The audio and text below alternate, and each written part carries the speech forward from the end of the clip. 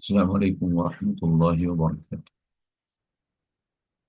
بسم اللہ الرحمن الرحیم۔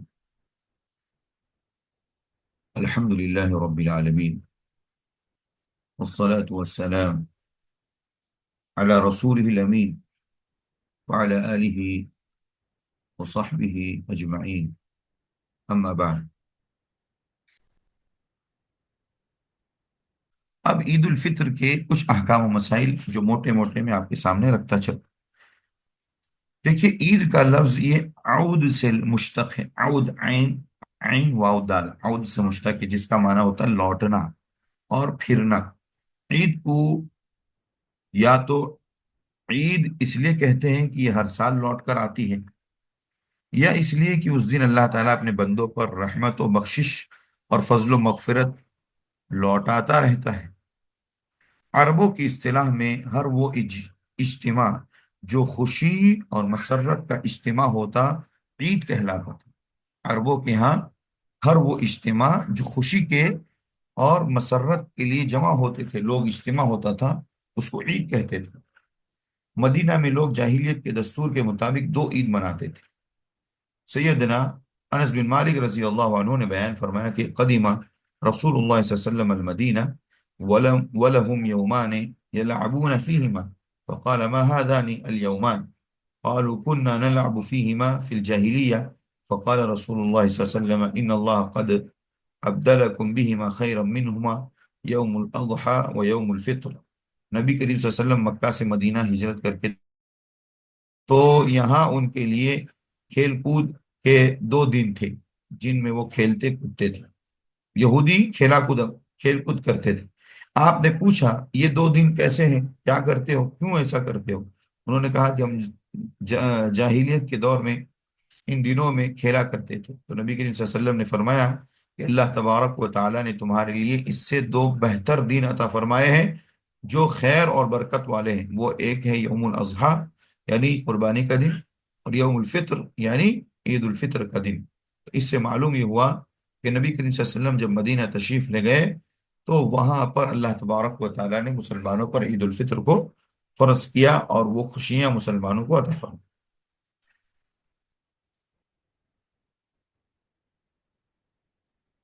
دراصل عید کی خوشی کن کو ہونی چاہیے؟ جو رمضان میں روزے رکھے، جو رمضان میں قیام کرے، جو رمضان میں قرآن کی تلاوت کرے، توبہ و استغفار کرے، نمازیں پڑھے، نمازوں کی پابندی کرے۔ دراصل ایسا آدمی جس نے اتنی محنت کی ہے، وہ جب اللہ کے یہاں جائے گا تو اس کا ثواب اسے وہاں یقینی طور پر دیا جائے گا۔ اور اسی طریقے سے عید الفطر کے دن جب وہ میدان میں آتا ہے، اکٹھا ہوتا ہے، مسلمانوں کے ساتھ جماعت کے ساتھ نماز پڑھتا ہے، دعاؤں میں شریک ہوتا ہے، یہ دراصل انعام کا دن ہوتا ہے۔ عید کا دن انعام کا دن ہوتا ہے۔ اللہ تعالیٰ یہاں پر ہمیں انعام دینے کے لیے بلاتا ہے۔ ایسے ہی قیامت کا منظر ہوگا اور وہاں سب کے سامنے ہمیں اللہ عز و جل انعام عطا فرمائے گا۔ لہذا عید کو عید منانا چاہیے۔ کس انداز سے؟ ہمارے سلف، جیسا کہ ایک شاعر نے کہا کہ لیس العید لمن لبس الجدید انما العید لمن خاف الوعید۔ عربی شاعر کہتا ہے کہ عید یہ نہیں ہے کہ آپ اچھے اچھے کپڑے پہنیں، یقین پہنیے، اللہ کی نعمت کا اظہار کیجیے اپنے اوپر، خوشیاں منا سکتے ہیں، لیکن اصل عید یہ نہیں ہے کہ آپ صرف کپڑے پہننے میں اور اس کے خریدنے میں اور شاپنگ کرنے میں رمضان کا آدھا سے زیادہ وقت گزار دیا اور عید جو ہے اسی طریقے سے منا۔ تو ایسے میں عید کی کوئی خوشی نہیں۔ انما العید لمن خاف الوعید، دراصل عید تو اس کی ہے کہ جو اللہ تعالیٰ سے اور اللہ کے عذاب سے ڈر گیا۔ جو اللہ کے عذاب سے ڈر جائے اس بندے کے لیے سب سے بڑی خوشی کی بات ہے۔ عید اصل میں اس کے لیے ہے۔ تو لہذا ہمیں عید سے متعلق یہ بات ذہن میں رکھنی چاہیے کہ صرف ہمارا مقصد دنیا میں رمضان کے آخری عشرے میں صرف خرید و فروخت کرنا نہ ہو، اور صرف اپنی شاپنگ کے لیے نہ ہو، بلکہ رمضان میں اللہ کی عبادت کرنے کے ساتھ ساتھ ہمیں اللہ تبارک و تعالیٰ کی عبادت کے ساتھ ساتھ جو ضرورت کی چیزیں لے سکتے ہیں، اس میں کوئی حرج نہیں۔ احکام عید کیا ہے؟ نمبر 1، غسل کرنا۔ ایک آدمی سیدنا علی رضی اللہ عنہ سے غسل کے بارے میں سوال کیا۔ انہوں نے فرمایا کہ اگر تم چاہو تو روزانہ غسل کرو اس نے کہا جس غسل کو غسل کہا جاتا ہے میں اس کے بارے میں سوال کرنا چاہتا ہوں، تو آپ نے فرمایا کہ وہ غسل جمعہ، عرفہ، قربانی اور عید الفطر کے دن ہے۔ تو سب سے پہلے کیا کرنا چاہیے ہمیں؟ غسل کرنا چاہیے۔ یہ ایک مسنون عمل ہے عید الفطر کی مناسبت سے۔ اگر کوئی آدمی بیمار ہے، کوئی مریض ہے، وہ غسل نہیں کر سکتا ہے، اس کو بیماری کی وجہ سے اس کی موت جانے کا موت واقع ہونے کا خطرہ ہے، تو ایسی صورت میں ایسا آدمی غسل نہیں کرے گا، صرف وضو یا تیمم کر لے، پاکی حاصل کر کے وہ عیدگاہ جا سکتا ہے اور اس کی نماز صحیح ہوگی۔ نمبر دو، اگر عید کے روز ہی جمعہ ہو تو عید کی نماز پڑھ لیں، پھر جمعہ کی رخصت ہے۔ ایک ایسا بھی موقع آتا ہے کہ عید بھی ہے اور اسی دن جمعہ کا دن بھی ہے، تو عید کے دن چونکہ 2 رکعت کے ساتھ خطبہ بھی ہوتا ہے، ایسے ہی ایسے ہی ہم جمعہ کے دن دیکھتے ہیں کہ 2 رکعت ہوتی ہے اور اس کے ساتھ خطبہ ہوتا ہے۔ اگر عید اور جمعہ دونوں ایک دن جمع ہو جائے، اس سلسلے میں یہ ہے کہ عید پڑھ لیا جائے اور جمعہ کے سلسلے میں رخصت ہے، چاہے تو آپ جمعہ پڑھیے چاہے تو آپ ظہر پڑھیے، تو یہ عید کے احکام میں سے اہم مسئلہ ہے۔ تیسرا مسئلہ یہ ہے کہ عید کے لیے نہ اذان ہے نہ تکبیر ہے۔ عید کے لیے نہ اذان کہی جائے گی، چونکہ عید کی نماز پڑھتے ہیں تو ہر نماز کے لیے اذان ہے، لیکن فرض نماز کے لیے اذان ہے، لیکن اس کے لیے کوئی اذان نہیں۔ ہر فرض نماز کے لیے اقامت ہے، تو لہذا اس کے لیے اقامت نہیں ہے۔ تکبیر، اذان اور اقامت نہیں کہی جائے۔ چوتھا مسئلہ یہ ہے، احکام یہ ہے کہ عید کے روز عیدگاہ میں عید کی نماز کے علاوہ کوئی نفلی نماز نہیں پڑھی جاتی۔ بہت سارے بھائی کو دیکھا جاتا ہے، بہنوں جاتے کے ساتھ تحیت المسجد کی طرح سے 2 رکعت نماز عیدگاہ میں پڑھتے ہیں، کوئی نماز نہیں، جا کے آپ کو بیٹھ جانا ہے اور تکبیرات اللہ تعالیٰ کی پکارنا ہے، اللہ اکبر اللہ اکبر اللہ اکبر، لا الہ الا اللہ اللہ اکبر وللہ الحمد، یہ تکبیرات پکارتے رہنا چاہیے۔ پانچواں حکم یہ ہے کہ عید الفطر کی نماز سے پہلے کچھ کھا کر نکلے اور عید الاضحیٰ کی نماز کے بعد کھاتے تھے اللہ کے نبی صلی اللہ علیہ وسلم۔ عید الفطر میں اللہ کے نبی صلی اللہ علیہ وسلم کا تعداد میں کھجور کھا کر کے نکلا کر، ہمیں بھی عید الفطر میں نکلنے سے پہلے طاق عدد میں کھجوریں کھا لینا چاہیے۔ چھٹا مسئلہ یہ ہے کہ راستہ بدل کر آنا چاہیے۔ ایک راستے سے اگر آپ جا رہے ہیں تو جب واپس پلٹ کر آئیں گے تو دوسرے راستے سے۔ ساتواں مسئلہ یہ ہے کہ عید الفطر کے روز طاق کھجوریں کھانا مسنون، 1، 3، 5 طاق کھجوریں کھا کر کے عیدگاہ جائے۔ آٹھواں مسئلہ یہ ہے کہ عید کی نماز کا وقت وہی ہے جو اشراق کی نماز کا وقت ہے، یعنی سورج کے طلوع ہوتے ہی اوپر بلندی پر آ جائے سورج، اس کے بعد آپ عید الفطر کی نماز پڑھ سکتے ہیں۔ گھر سے لے کر عیدگاہ تک تکبیرات کہنا، جب آپ عیدگاہ کے لیے نکلیں تو اپنے گھر سے لے کر کے عیدگاہ کے تک مسلسل تکبیرات پکارتے رہیں، اللہ اکبر کی تکبیرات پکارتے رہیں۔ مرد حضرات بلند آواز سے کہیں گے اور عورتیں دھیمی آواز سے، خود سنیں بس۔ عید کی نماز بستی سے باہر نکل کر ادا کرنا چاہیے، بستی سے باہر جہاں آپ ادا کر رہے ہیں اس سے ہٹ کر کے، اس سے دور جہاں آپ رہ رہے ہیں اس بستی سے ہٹ کر کے کھلے میدان میں ادا کرنا چاہیے، یہی افضل طریقہ ہے۔ عید کے دن بچیوں کا اچھے اشعار کہنا بھی جائز ہے۔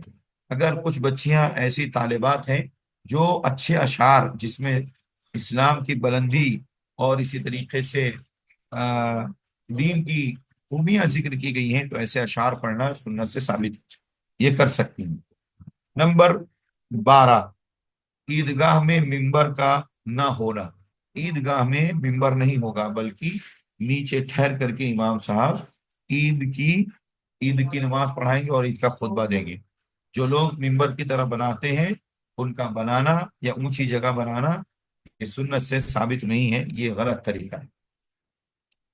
اب عورتوں کا جانا عیدگاہ کے اندر، تو اس سلسلے میں ام عطیہ رضی اللہ عنہ کی مشہور حدیث، امرنا ان نخرج الحیز یوم العیدین ذوات الخدور،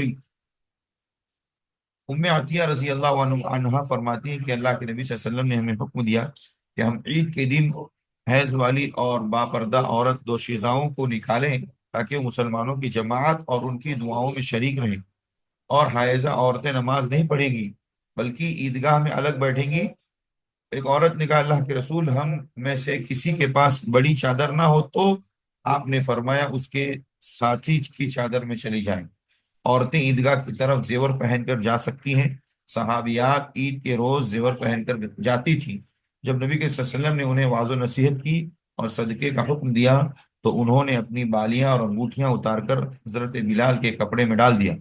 تو زیورات پہن کر جا سکتی ہیں، لیکن اس میں ٹھن ٹھن کی آواز یا کسی بھی طرح کی آواز نہیں آنی چاہیے۔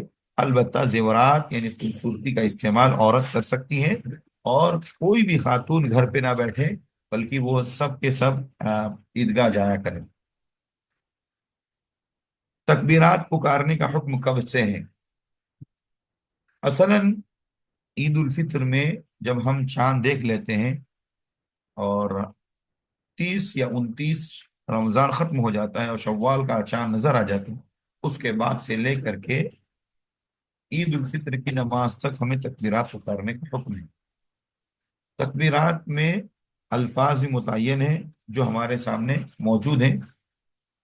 نماز عید الفطر کا طریقہ ہم جانتے ہیں کہ پہلے امام صاحب اللہ اکبر کہیں گے، تکبیر کہیں گے، اور اس کے بعد ثنا پڑھیں گے۔ اس کے بعد پہلی رکعت میں 7 تکبیرات پکاریں گے، اللہ اکبر اللہ اکبر۔ ہر تکبیر میں بیچ میں اتنا وقفہ ہو کہ ایک آیت پڑھ سکیں۔ 7 تکبیرات زائد پکاریں گے۔ اس کے بعد سورہ فاتحہ، اس کے بعد کوئی ضمنی صورت پڑھی جائے گی۔ پھر عام طریقہ جو نماز کا ہے وہی۔ دوسری رکعت کے لیے تو ہم سجدے سے کھڑے ہوں گے تو سیدھے کھڑے ہو جائیں گے اور 5 زائد تکبیرات پکاریں گے، 5 زائد تکبیرات پکاریں گے، اور اس کے بعد سورہ فاتحہ پڑھیں گے بسم اللہ کہتے ہیں۔ یہ طریقہ نبی کریم صلی اللہ علیہ وسلم کا تھا، جس کو سنن نبی داؤد کے اندر امام داؤد نے روایت کیا ہے، حدیث عبداللہ ابن عمر کی، قال نبی اللہ صلی اللہ علیہ وسلم التکبیر فی الفطر 7 فی الاولی و5 فی آخرہ والقراءۃ بعدہما کلتیہما۔ نبی کریم صلی اللہ علیہ وسلم نے عید الفطر میں پہلی رکعت میں 7 اور دوسری رکعت میں 5 تکبیرات کہی زائد، اور اس کے بعد آپ نے قرأت شروع کی۔ قرأت میں سورہ اعلیٰ پہلی رکعت میں، دوسری رکعت میں سورۃ الغاشیہ، اور ایک روایت میں کہ پہلی رکعت میں سورہ قاف اور دوسری رکعت میں اللہ کے نبی صلی اللہ علیہ وسلم نے سورہ منافقون یا دیگر صورتیں اللہ کے نبی نے پڑھی۔ اس سے معلوم ہوا کہ تکبیرات عیدین اور عیدین کے تعلق سے ہمارے یہاں احکام و مسائل میں کون کون سی چیزیں ہونی چاہیے، ان سب چیزوں کا یہاں پر ذکر کیا گیا مختصراً۔ اللہ سے دعا ہے اللہ ہم سب کو عمل کی توفیق عطا فرمائے۔ وصلی اللہ علی نبینا محمد وعلی آلہ وصحبہ وسلم، والسلام علیکم ورحمۃ اللہ وبرکاتہ۔